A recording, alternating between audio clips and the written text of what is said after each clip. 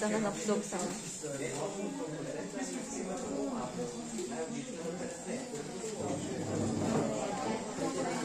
Чакай, ще бъде.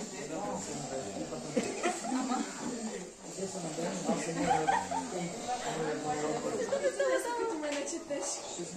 Ай така, ама да. Ай така да.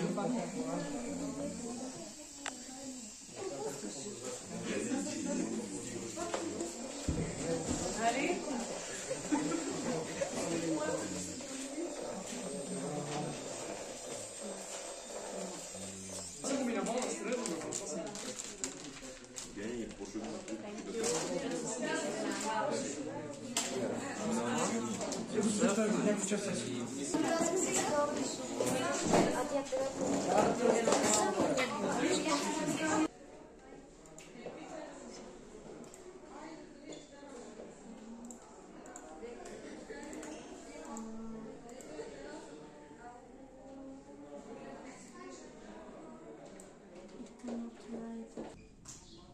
Здравейте! Нашата задача, която е днес, е да направим робот, който използваме с платка микробит и го свързваме с нежа, след което ние избираме да я направим с Python, който фактически правиме самият код, който да е на робота.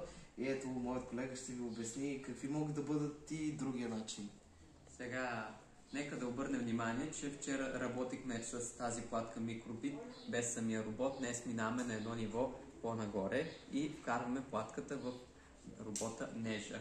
Нашата задача е да задвижим колата напред. Както вчера, можем да програмираме платката по два различни начина. Чрез този блоков език за програмиране, наречен MakeCode, и чрез модифицирана версия на езика Python, именно MicroPython. Ние предпочетохме да работим с MicroPython, тъй като е по-професионално и е за по-напреднали. Задачата ни е да накараме робота да тръгне напред, като имаме и разширения, според които, когато натиснем даден бутон, ще изчака малко, ще се обърне назад или пък ще направи завой и скоро ще поработим върху тези по-напреднали задачи.